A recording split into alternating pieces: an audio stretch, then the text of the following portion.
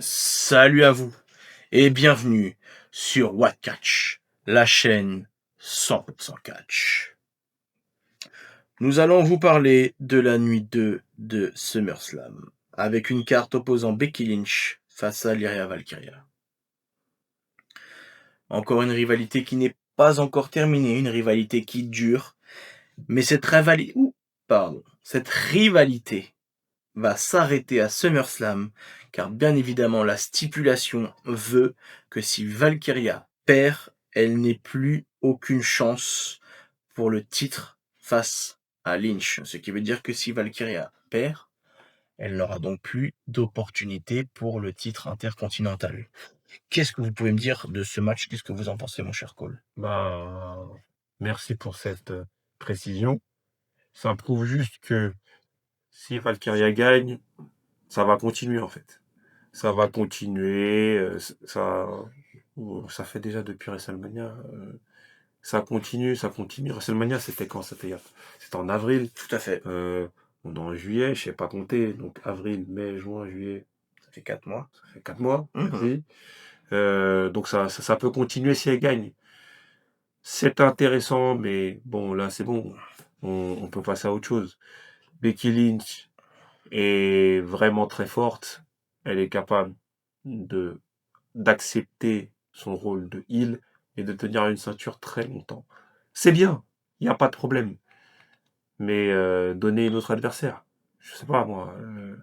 Pourquoi pourquoi continuer avec Valkyria? À moins que Valkyria, vous voulez lui donner la ceinture et donner la ceinture et après elle va continuer avec ses adversaires. Mais c'est qui ses autres adversaires?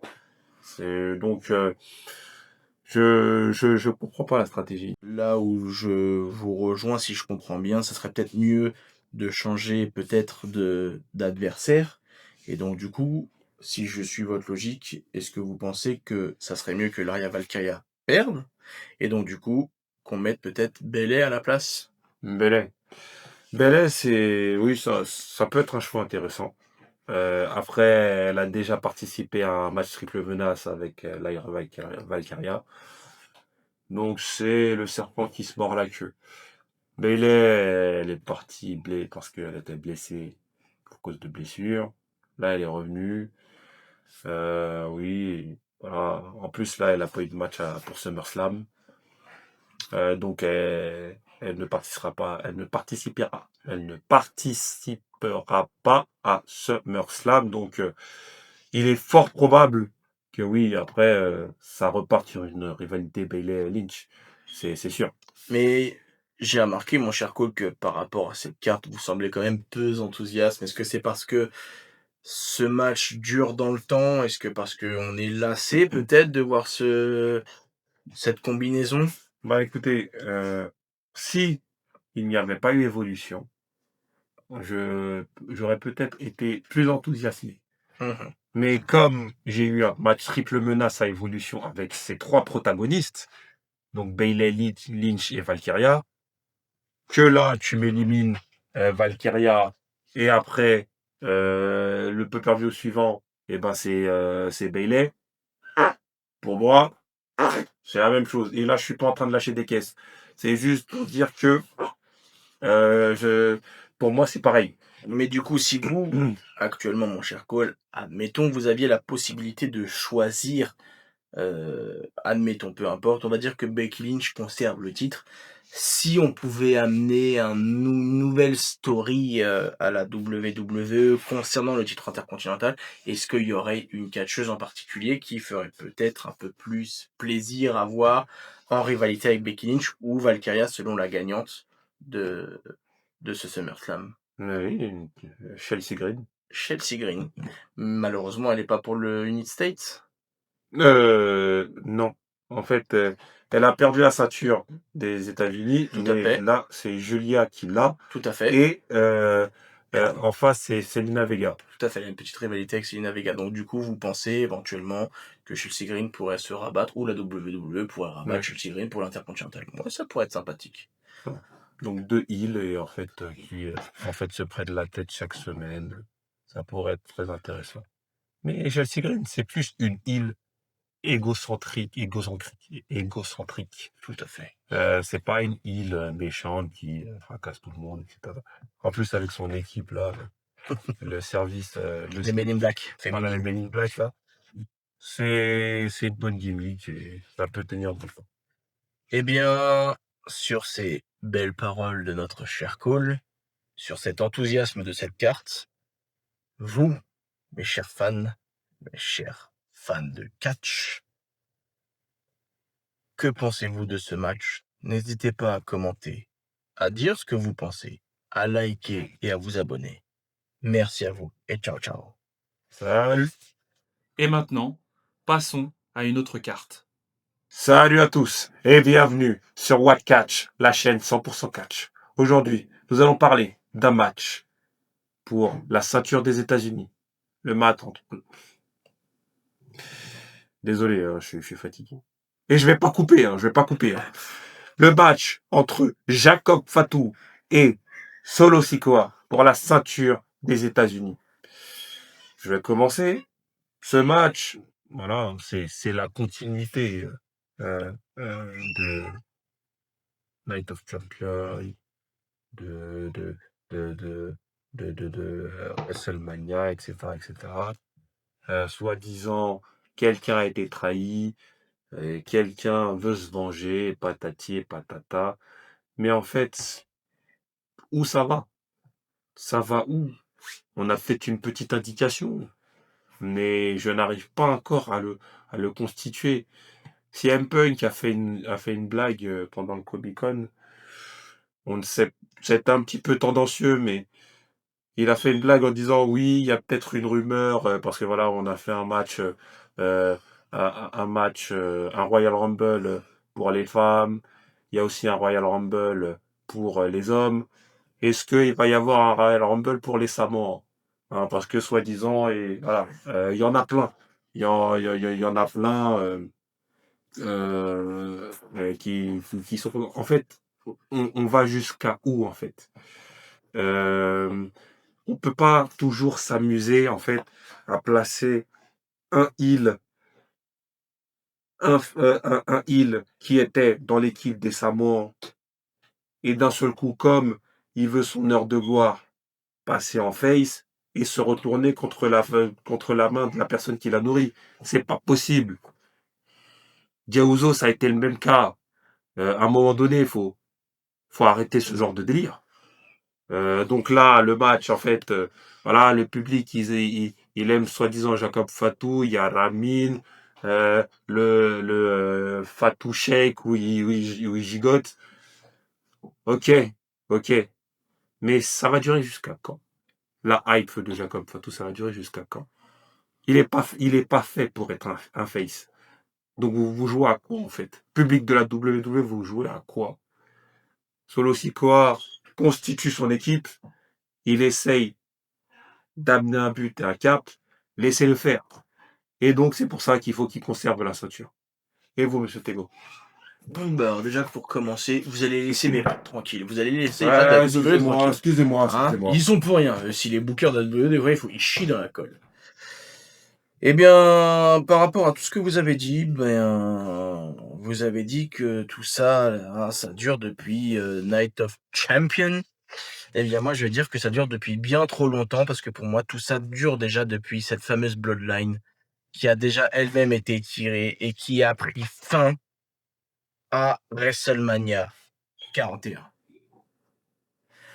Mais non, il a fallu nous faire une Bloodline 2.0. Alors on va dire, allez, pourquoi pas, dans la thématique, ça faisait Roman Reigns, Jey Uso, Jimmy Uso face à la nouvelle Bloodline.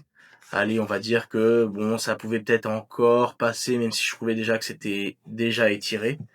Mais là, on a tout simplement le scénario similaire, à la différence c'est que Solo Sikoa a pris la place de Roman Reigns, sauf qu'au lieu que ce soit le titre d'une dispute WWE, c'est le titre des États-Unis, et que Jacob Fatu a récupéré la place de Jey Uso. Donc du coup, en fait, c'est du rabâché, papier mâché, mais en version Wish. Alors, je suis désolé pour Solo Sikoa et Jacob Fatu, parce qu'ils ont tous les deux quand même des compétences. Et en plus de ça, eh bien, on nous rajoute, comme vous l'avez dit, toujours plus de Samoans. Encore et encore et encore. Et donc, du coup, qu'est-ce qui va se passer? Une fois que Jacob Fatu aura récupéré le titre, est-ce qu'il va s'allier avec un des membres de la team de Solo, qui lui aussi va le trahir, et puis finalement, ils seront deux, qui vont refaire une Bloodline 3.0, et en fait, ça ne finit jamais. Et en plus, je suis désolé, on va pas se mentir, mais c'est Toa Tonga, c'est ça, le grand avec les cheveux un peu bouclés, là? Je suis désolé, on dirait Chuck Palumbo. Ah, arrêtez. C'est Chuck Palumbo, ça moi. Non mais je suis désolé. À un moment donné, il faut s'arrêter. Et je l'avais déjà dit. J'avais déjà dit que ça, il fallait l'arrêter à C'est vrai, WrestleMania 41. Je l'ai blablaté. Mais non, ils ont voulu continuer et ça continue encore. Donc j'espère, parce que j'espère, c'est pas pour ça.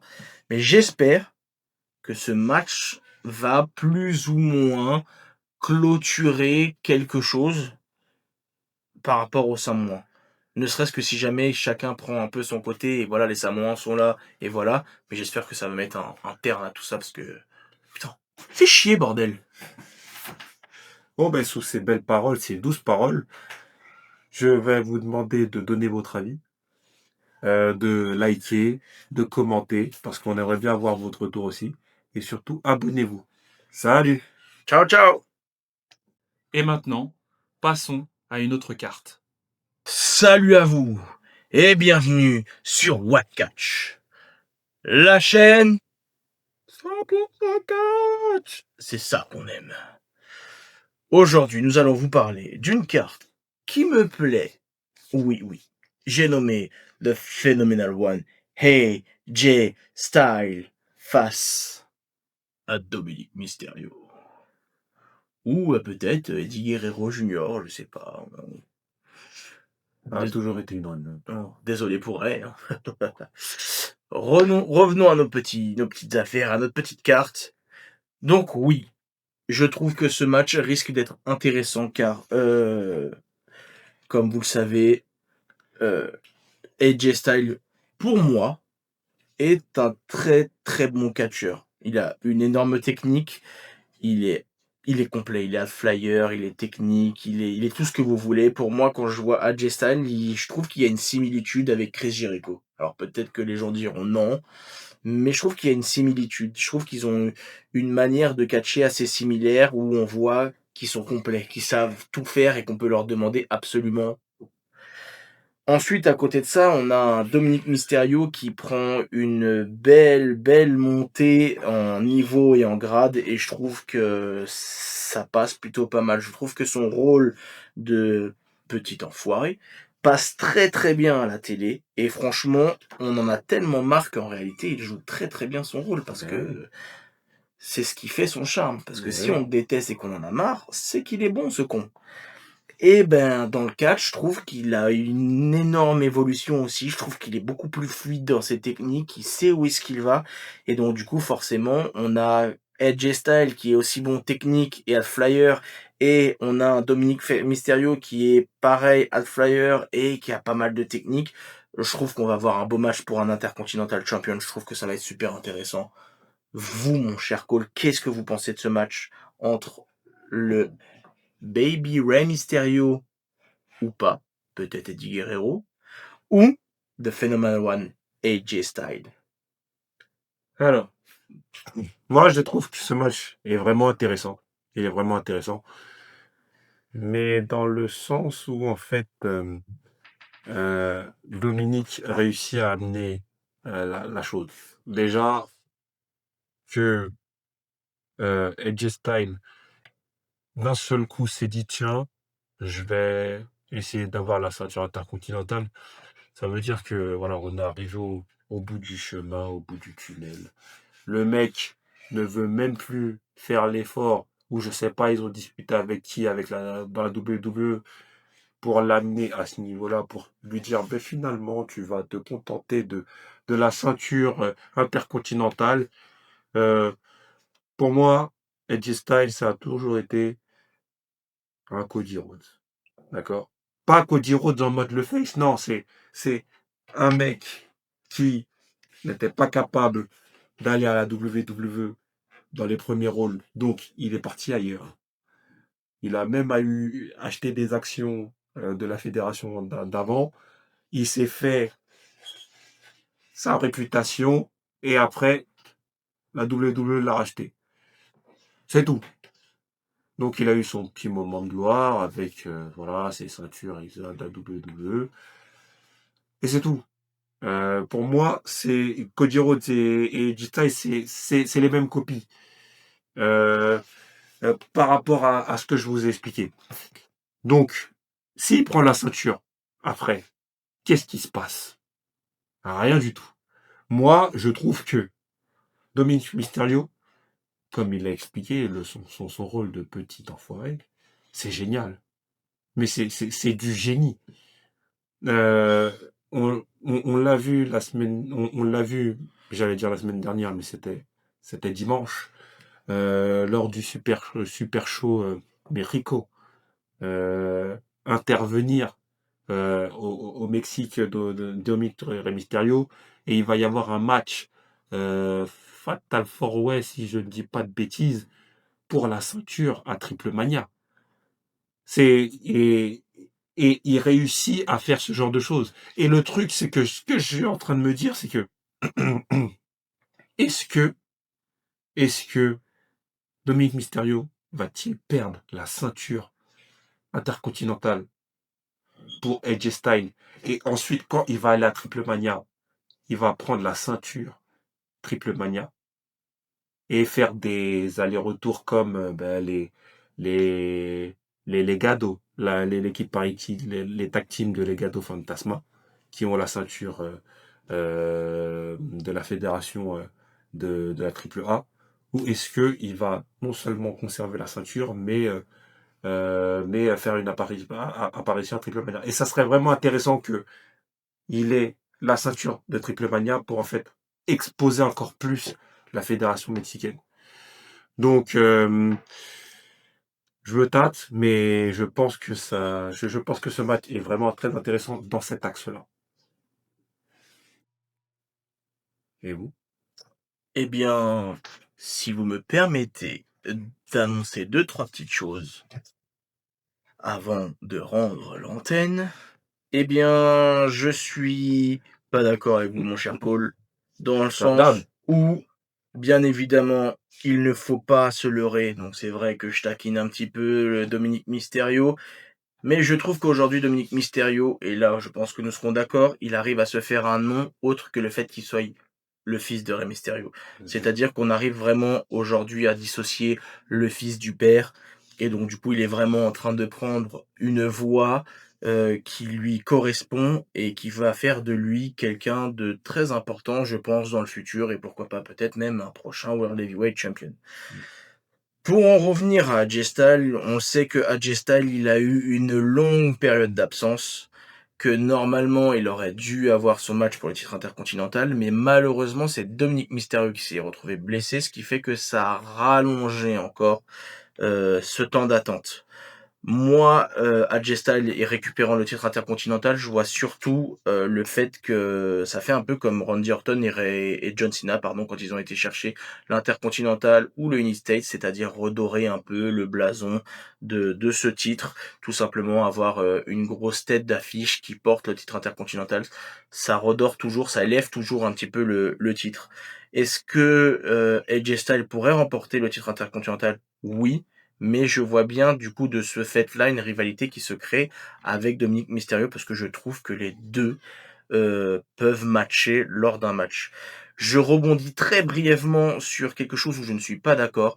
C'est sur cette fameuse chose que vous avez dit par rapport au fait que si Dominic Mysterio perd le titre de Intercontinental, il irait certainement chercher le titre de la AAA et la ramener à la WWE. C'est très méchant ce que je vais dire, mais c'est quelque chose que je n'apprécie pas et vous le savez.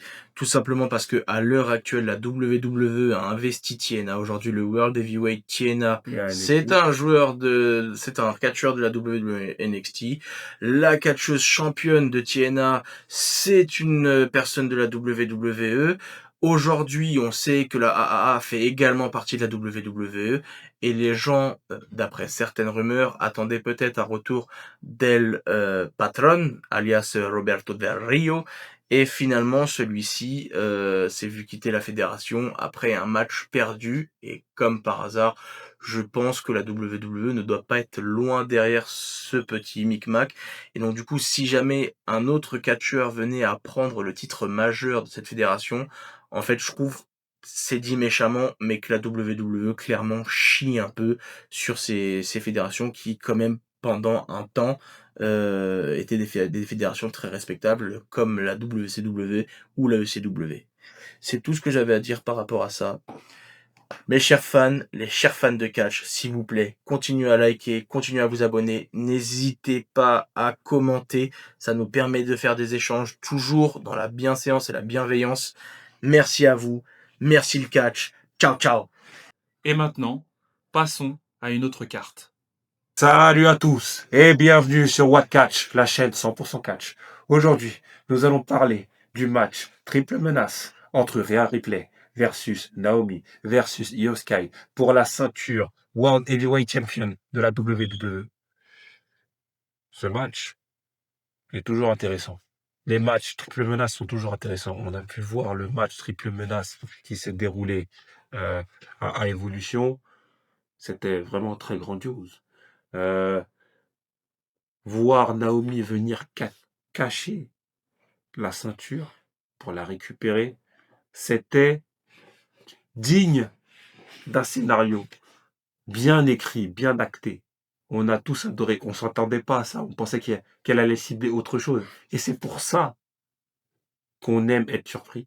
C'est pour ça qu'il ne faut jamais dire que on était au courant, qu'on savait quelque chose. Et c'est pour ça que la WWE est, là, est toujours là pendant toutes ces années.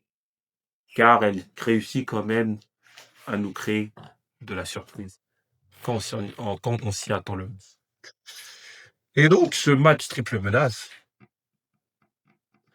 face à Rhea Ripley et Io Sky, en fait, moi, ça me dérange parce que en fait, Io Sky et Rhea Ripley, elles étaient en train de se battre, ceci, cela. Oui, Io Sky qui dit oui, Rhea, tu m'as jamais battu. C'est bizarre, hein, parce que bon, Rhea Ripley, elle est nettement plus forte que Io Sky. Après, Io Sky est très forte. Elle est plus technique que Rhea Ripley. Mais je ne vois pas l'une des deux l'emporter, en fait. Et je pense que Naomi, avec sa roublardise, va conserver la ceinture. Et elle va continuer sa route et elle va croiser la route de Jade Cargill. Ça, c'est mon avis. Et vous, c'était vous. Je suis assez d'accord avec vous. Moi, de même, j'ai été surpris par rapport à la tournure qu'a pris les storylines. J'aurais plus vu Naomi cacher Stéphanie Stratton. Tiffany Stratton? Ouais. Tiffany Stratton, pardon, excusez-moi. Je l'aurais plus vu caché à cet endroit-là, tout simplement parce que, comme je l'avais dit dans d'autres vidéos, où Naomi,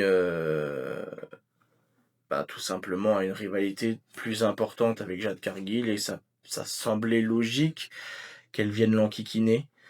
Actuellement, la WWE a préféré que Naomi cache le World Heavyweight. Donc du coup, surprise, on a Rhea Ripley et Io Sky qui ont leur propre rivalité et qui sont un peu en mode c'est moi la plus forte, non c'est moi, tu m'as jamais battu comme vous l'avez si bien dit il y a quelques minutes. Et bam, la surprise, c'est Naomi qui apparaît, qui cache et qui récupère. Et du coup, on a une nouvelle rivalité, entre guillemets, imposée, qui crée donc du coup ce triple menace. Alors après, comme vous l'avez dit, est-ce que Naomi va conserver son titre tout simplement pour ensuite retrouver Jade Cargill? Ça, je le pense un peu moins pour ma part. Je pense tout simplement que ce triple menace va mettre un terme peut-être à la rivalité Rhea Ripley Io Sky.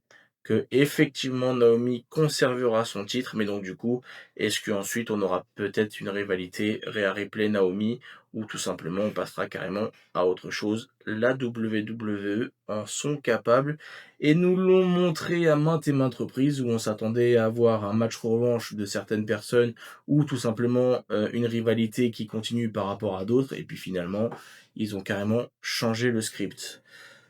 Après, je pense comme vous, je pense que Naomi va conserver son titre. Ce match, j'en pense pas plus. Je pense que je serais pas déçu en le regardant. Ouais. J'aime beaucoup regarder Rhea Ripley catcher. Je trouve qu'elle est, et il y a de la puissance, on sent un peu une certaine férocité. Je trouve que Yoskai, quand elle catch, on sent elle justement tout l'inverse. C'est pas la puissance, mais plutôt la technicité.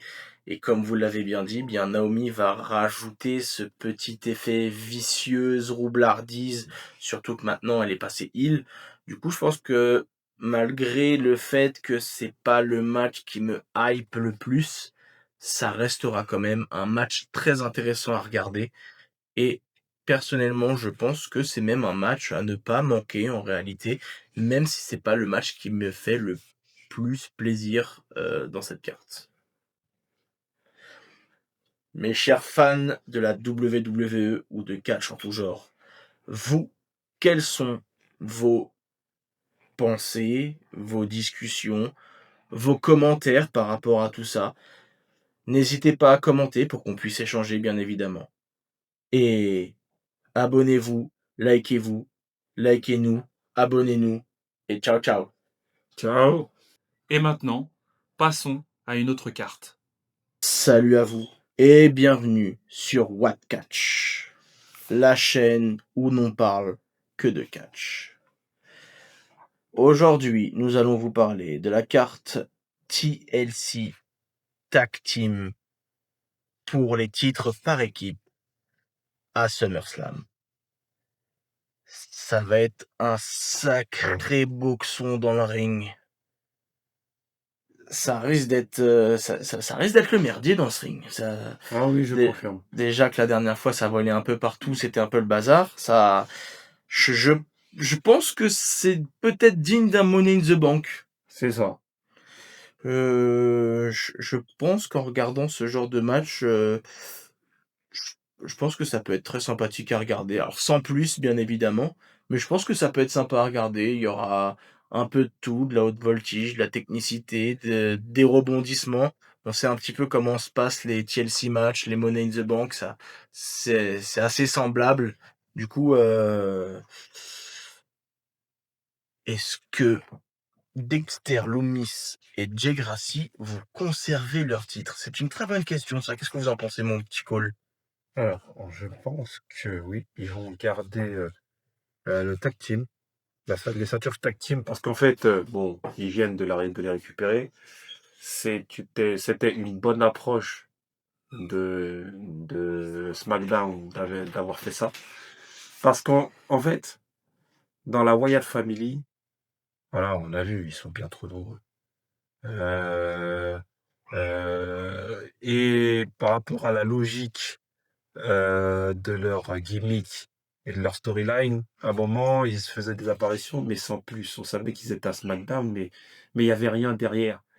Et arriver en faisant peur à toute la division tag team de SmackDown, et que toute la division tag team de SmackDown a un seul objectif, ben, écarter la Wyatt Family, les Wyatt Six, pour conserver la ceinture et en fait se la départager entre eux. Donc Johnny Gargano, Tommaso Ciampa, Andrade, Rey Fenix, Fraxium, donc Axiom et Nathan Fraser et Moto Machine et euh, les Street Profits. Et ben en fait, c'est une bonne idée en fait. En gros, c'est les, on va dire, les non surnaturels qui veulent voilà, écarter les monstres et en fait se garder la part du gâteau. Et ça, c'est vraiment super important Moi, au départ, je pensais que, bon, ce qui allait se passer, c'est que la Wyatt Family allait, pardon, les Wyatt Six allaient éliminer un par un chaque personne de la tag team. Et ensuite, quand il resterait les détenteurs de la ceinture, donc les Street Profits, faire ce match à SummerSlam. Mais ça a été complètement l'inverse. Et je pense que la ceinture tag team a été fait, a été mis a été mis lors d'un jour de SmackDown. Je pense que c'est parce que c'est à cause encore des audiences. C'est parce que, voilà, les annonceurs et les diffuseurs ont encore une fois demandé un match de championnat pendant leur show. Alors que ils auraient pu, voilà, le faire pendant un PLE. Donc des fois, ça précipite les choses et des fois, ça peut être une bonne chose. Donc là, moi, je pense qu'ils vont les conserver. Vous pensez donc que les Wyatt Six vont conserver le titre par équipe? Justement, j'ai une petite question comme ça. Est-ce que vous pensez que les Wyatt Six pourraient entrer en rivalité avec le Jugement Day? Est-ce que ça serait quelque chose de... Ça pourrait être quelque chose de positif ou est-ce que ça serait quelque chose à ne pas faire? En sachant que les Wyatt Six étaient présents, mais assez cachés, on va dire, pour ne pas dire absents, parce qu'ils étaient là.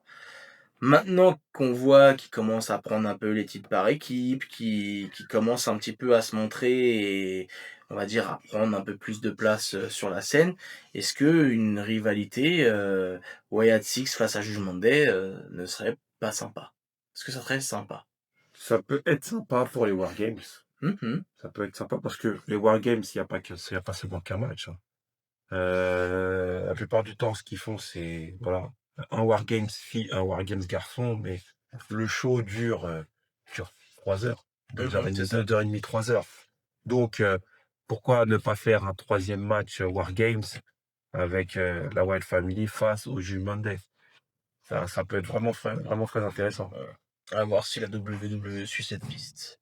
Moi, ce que j'aimerais savoir, c'est qu'est-ce que vous en pensez du fait que on est d'accord que Andrade et Rey Fenix, ainsi que Axiom et Nathan Fraser, euh, ont quasiment été invincibles lors de leur performance par équipe. À part Axiom et Nathan Fraser qui ont justement perdu face à Andrade et Rey Fenix il y a peu, les deux équipes étaient quand même invaincues. Est-ce que vous pensez que ils vont tenir cet axe de deux équipes invaincues ou justement ils vont profiter du fait que ça soit un TLC pour dire bon bah voilà genre Ouais. il n'y a pas réellement de perdant mais un gagnant. Bah, le truc, c'est que les deux équipes sont très fortes et comme vous l'avez dit, voilà, ils sont invaincus, mais ils n'ont pas encore ce momentum nécessaire, suffisant pour les amener et en fait être la coqueluche et être à l'avant de l'affiche. Les Street Profits le sont. Eux, c'est encore trop tôt. C'est encore trop tôt. Donc, oui, ils vont perdre un moment. Et bon, la nouvelle équipe créée, Andrade et Rey Fenix, elle est très bien, franchement, ils catchent super bien. Je sais pas comment ils ont fait pour avoir autant de facilité et d'automatisme entre eux. Mais malheureusement, ces équipes-là, elles vont être plutôt pour des super shows à Mexico City ou des Triclemania, Donc du coup Raja, etc. entre nous mais Andrade, Rey Fenix et peut-être même Nathan Frazier et Axiom seraient plus à même d'aller récupérer des titres soit à TNA soit à la AA. Ouais, c'est ça. Et vous, les chers fans de catch, qu'est-ce que vous en pensez? N'hésitez pas à commenter, qu'on puisse échanger. Likez, abonnez-vous, et merci encore à vous. Ciao, ciao. Et maintenant, passons à une autre carte. Salut à tous et bienvenue sur What Catch, la chaîne 100% catch. Aujourd'hui, nous allons parler du main event. Le main event tant attendu. Le main event qui s'est déroulé depuis 4 mois. Celui qu'on voulait tous attendre. C'est le match pour la ceinture de la WWE. John Cena versus Cody Rhodes. qui remportera le match? Qui va gagner ce match et rester dans la postérité? Personnellement, moi, je pense que si Cody Rhodes prend la ceinture, ça n'a aucun sens. Ça n'a aucun intérêt. Je ne suis pas contre Cody Rhodes, hein. Ne vous inquiétez pas, je ne suis pas contre Cody Rhodes, mais la trajectoire scénaristique de John Cena est de plus en plus intéressante. En effet, il a un nombre d'apparitions à faire avant la fin de son contrat. Mais en fait, John Cena n'arrête pas de monter crescendo avec son profil, en fait, avec sa gimmick. Et ça, je trouve vraiment ça génial. Quand il a fait sa pipe bomb face à CM Punk, c'était incroyable. Quand euh, il a réussi à gagner face à CM Punk, c'est incroyable. Là, Cody Rhodes veut récupérer sa ceinture, mais il comprend pas une chose, c'est que en fait, on ne peut pas avoir et abattre des géants comme ça se passe pas comme ça.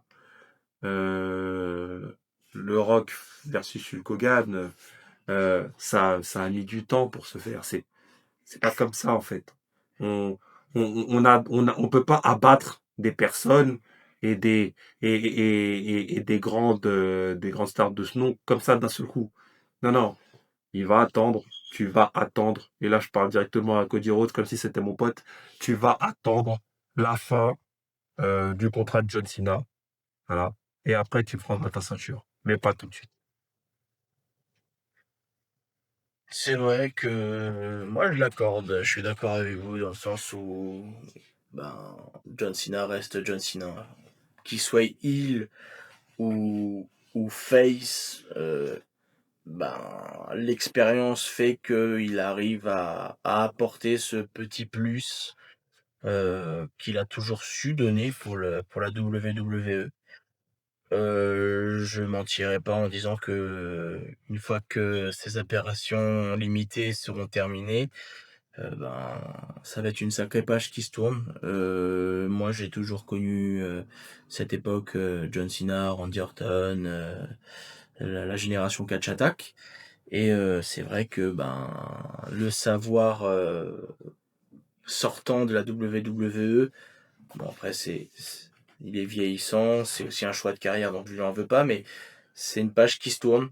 En attendant, là où je suis d'accord avec vous, mon cher Cole, c'est que depuis qu'il est revenu et qu'il a pris le titre, il sait où est-ce qu'il va et il sait amener la story parfaitement de manière à ce que on soit surpris ou que on sait ce qui va se passer parce que voilà. Donc en fait, c'est tellement bien fait que on sait ce qui va se passer. Puis finalement, non, des fois, on est surpris malgré que on sait. Et c'est ça, il est toujours innovateur, Est-ce que je peux vous poser une question? bien sûr. Est-ce que vous pensez que John Cena va partir avec la ceinture de la WWE? Alors là, on en avait déjà discuté, il me semble. On avait déjà parlé de cette petite phase où s'il partait avec le titre de la WWE, un peu comme CM Punk l'avait fait bah, face à lui justement, où lui-même quelque temps après l'avait remporté et il y avait eu ce fameux retour de CM Punk. Personnellement, j'ai pas l'impression que ça va se produire. J'ai l'impression peut-être que la WWE vont nous emmener vers quelque chose de nouveau, je l'espère. Mais si ça devait arriver, eh bien, même si c'est du réchauffé, eh ben, c'est un réchauffé que je regarderai avec plaisir. D'accord. Parce que, ben, elle sera amenée par John Cena, elle sera peut-être amenée aussi différemment que CM Punk l'avait fait. Et du coup, ce qui veut dire aussi que, ben, s'il le fait, il y aura forcément un moment donné où il réapparaîtra au moins une dernière fois. Ouais. Et j'avais une autre question, c'est est-ce que vous pensez pas qu'il est nécessaire, en fait, d'avoir un nouveau titre? Un nouveau titre, en fait, Cody Rhodes, il a beau avoir fait tous les efforts possibles, mais avec ce qu'on a vu, le décès de Hulk Hogan, qui a été l'icône de sa génération, qui a été un symbole c'est lui qui a amené le catch à un certain niveau de, popularité. Il a fait des films, des apparitions, ceci, cela, des goodies. Bien sûr, bien sûr. John Cena est du même acabit. Le Rock est du même acabit. Mais quand on parle d'Hulk Hogan, John Cena, c'est celui de cette génération, en fait. C'est le Hulk Hogan Hulk Hogan de cette génération. Est-ce que vous pensez vraiment que Cody Rhodes va être la personne des 20 prochaines années?